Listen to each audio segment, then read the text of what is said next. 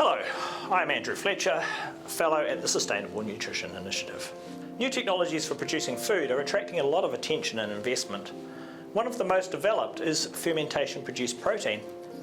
Using microbial cells as factories to produce protein ingredients, often as an alternative to getting them from animal source foods. However, not much is known about what using these technologies at a globally relevant scale would look like. It's important to think about what the inputs would be, their costs, the environmental impacts, and the consequences for human nutrition. To help people think about these factors, we have built an online tool. The tool lets you visualize many aspects of fermentation-produced protein at scale and adjust various parameters to see the overall impact they have. Let's look at an example. Imagine the world produces an extra 10% of current protein production via fermentation. This would be around 18 million tonnes of protein. The model tells us that this production would require between 10 and 25 million hectares of cropland, depending on which crop was used to feed the microbes, somewhere between the land area of Ireland and that of Great Britain.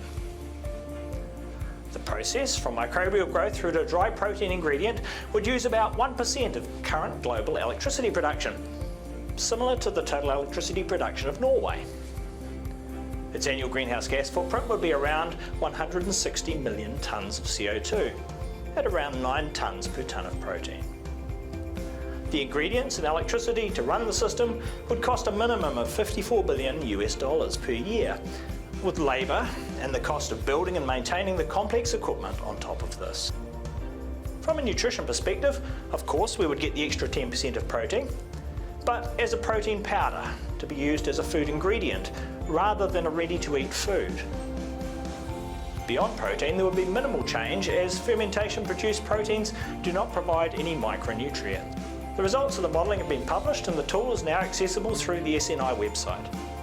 If you're interested in seeing what the feasibility and consequences of fermentation-produced protein might be, please try it for yourself.